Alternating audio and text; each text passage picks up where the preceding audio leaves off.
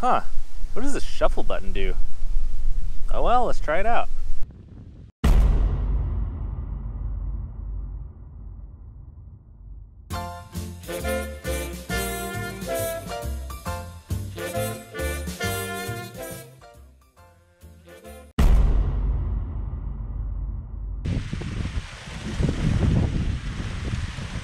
Man, I love it out here. It's so peaceful. Nothing bad ever happens in corn. Outlander! Oh shoot, time to go.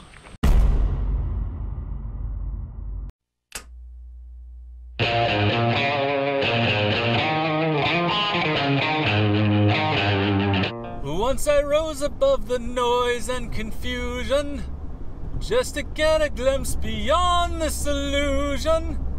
I was sailing ever higher, but I flew too high.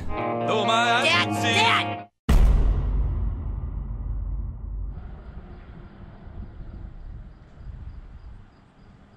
Man, there's so many lakes around here. There's got to be at least 12.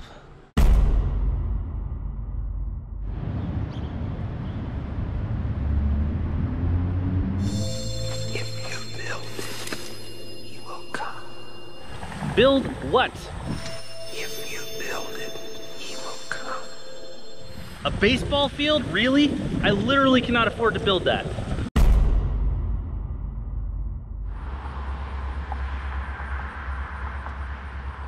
Oh. You boys like Mexico? Yeah!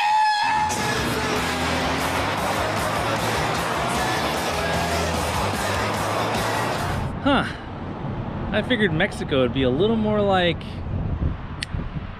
that's better.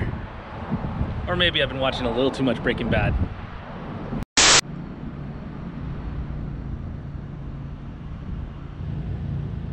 I'm just a bill. Yes, I'm only a bill. And I'm sitting here on Capitol Hill.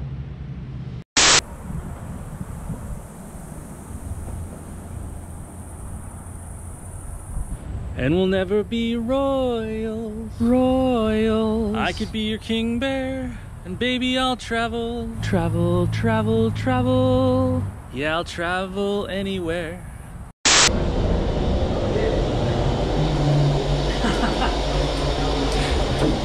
Still did it. Alright guys, thanks for joining me today on this adventure.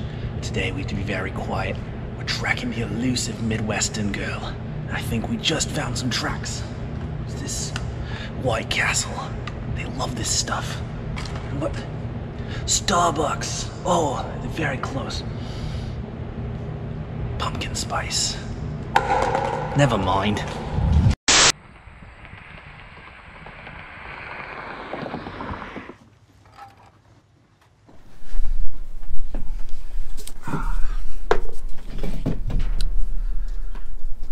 Kind of blurry.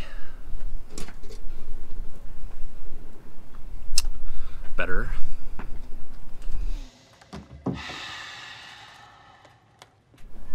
Question: what kind of bear is best? That's a ridiculous question. False. Black bear. Well, that's debatable. There are basically two schools of thought. Fact: bears eat beets. Bears beets Battlestar Galactica. Bears do not. What is going on? What are you doing? Last week I was in a drugstore and I saw these glasses for $4, and it only took me $7 to recreate the entire ensemble. So that's a total of $11. You know what? Imitation is the most sincere form of flattery, so I thank you. Identity theft is not a joke, Jim. Millions of families suffer every year. In the US, there are three main sections. There's the West Coast, the Midwest, which I don't know why they don't just call it the Middle East. Ooh, yeah, that's probably why. And then the East Coast. And that means that there are two dividers. There is the Continental Divide, which we visited, and the other is a shtick I've already done because welcome to the Mississippi River. Ta-da!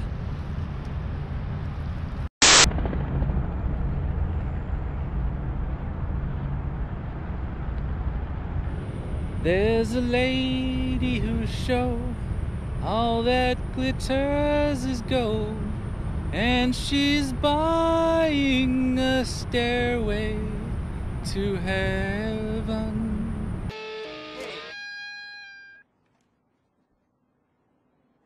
Oh, no stairway. Denied. Guys, I only have one take at this because it is so echoey down here. I'm gonna have to run. Ready? Guys, we're in an echo chamber. Woo!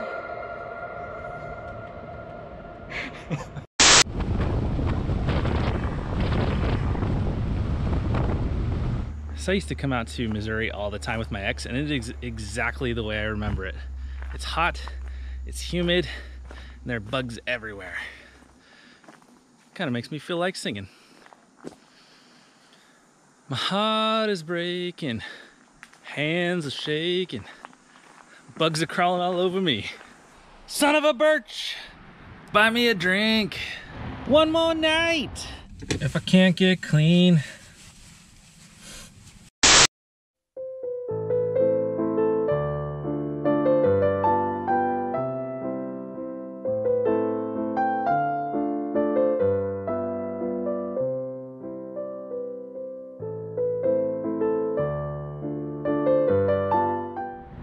It's October 8th, 1871, which is weird to think about that it was a bustling city 5 years before the Battle of Little Bighorn, so kind of weird. So from July to October of that year, they had actually gone through a record drought, and that is they had 1 inch of rain. And I think we can all clearly agree that 1 inch is not enough to get this whole place wet. The place where the fire started is coincidentally now the training facility for Chicago Fire. Not the crap you see on TV, the real Chicago Fire. The fire started actually right about where I'm standing on October 8th, 1871 at about 9 p.m. at night. Now, popular belief is that Mrs. O'Leary was up milking her cow late at night and it knocked over the lantern and started the fire. But that's not entirely true because all of the O'Learys were actually in bed and asleep by that time. So we don't know exactly what happened. The official investigation was actually inconclusive of what started it, so we don't really know. It could have been kids playing with incendiary devices. It could have been spontaneous combustion from hay. It could have been somebody trying to steal some milk and the cow knocked over the lantern or they knocked over the lantern. Who knows? I think that kind of goes to show that people don't know the difference between a hypothesis and a conclusion, but we'll talk about that another time. There are 3 main factors at work here. Number 1, the drought. We already talked about that. Number 2, all the buildings in the area were made out of wood and they were a balloon type construction, which we found out later caused rapid fire growth. And number 3, there was a strong southwestern wind pushing that fire directly onto the city. So firefighters thought that they had a good buffer right here on the river that's on the western portion of the city because about 3 days prior they had a fire right here that gave them a good buffer zone and it was a river. But that wasn't the case. Pushed by a strong southwesterly wind, it ended up jumping across the river and starting several other buildings on fire. Firefighters were under the false assumption that the fire would stop at the northern fork of the Chicago River. However, in 1871, they didn't have a basic understanding of fuel, topography, and heat, and how it affects wildland fire behavior. And I'm gonna call it a wildland fire because all the buildings at the time were basically just giant bundles of sticks. You see, wind picks up speed over open water because it has nothing to break its momentum and nothing to eddy off of. And it also channels its way through natural runoffs or areas. So what do you think happened when the waterway that went through the city funneled that low, cold air in, and you had a strong, prevailing southwesterly wind pushing from above, as well as a strong convective current coming off of the fire? That's right, it created a massive fire whirl.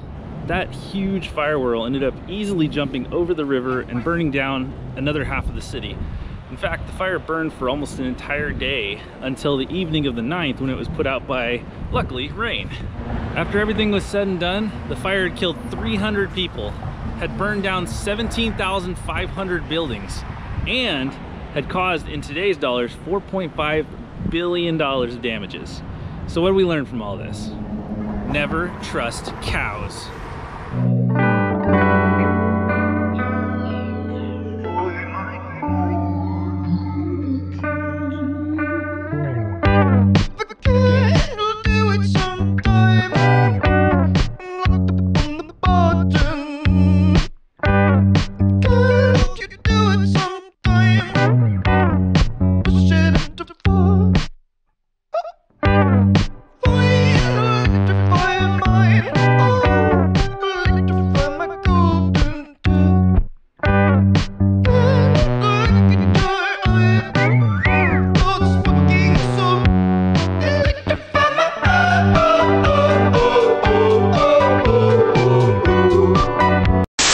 So you may be thinking that because I'm in Chicago, I'm gonna make fun of a public figure like Obama or a celebrity like Jussie Smollett.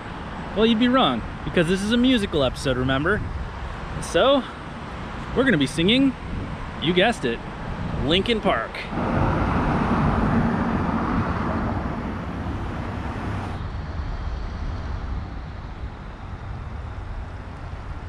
So I realized that my voice is moderately pitched, so I can't do as many high-pitched songs, so I'm gonna have to go a little bit lower on this one, okay?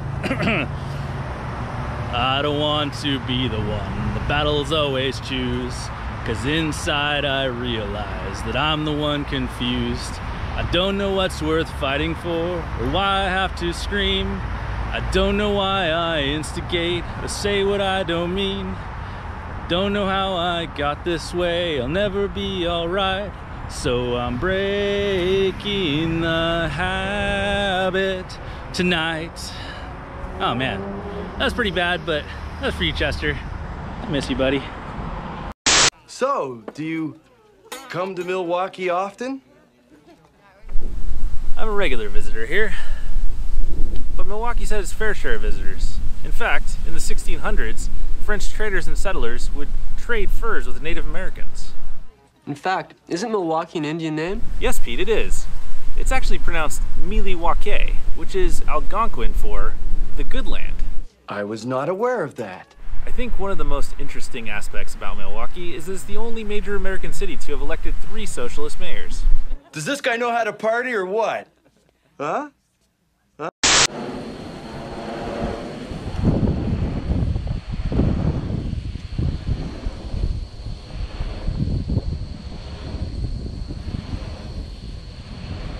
I don't think people truly appreciate how massive these things are. And you can just hear the wind whipping off those blades, which are about 100 feet long apiece. Holy cow. You know, the farmers, they think they're ugly. I think they are magical. Well, scientific.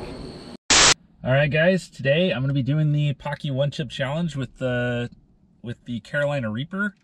Yeah, I mean, I don't really eat spicy food, but I don't think it'll be that bad. All right, let's go for it. Oh, there are 2 chips.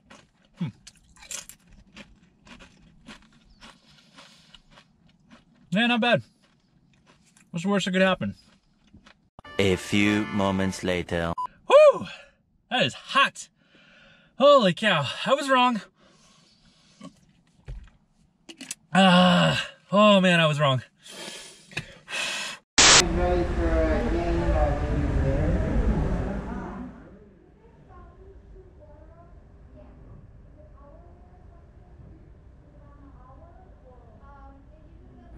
You know, it kind of looks like a big hump. Yeah, like a hump. My humps, my humps, my humps.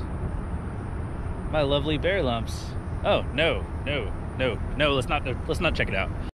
Dude, that was a terrible idea. Never mind.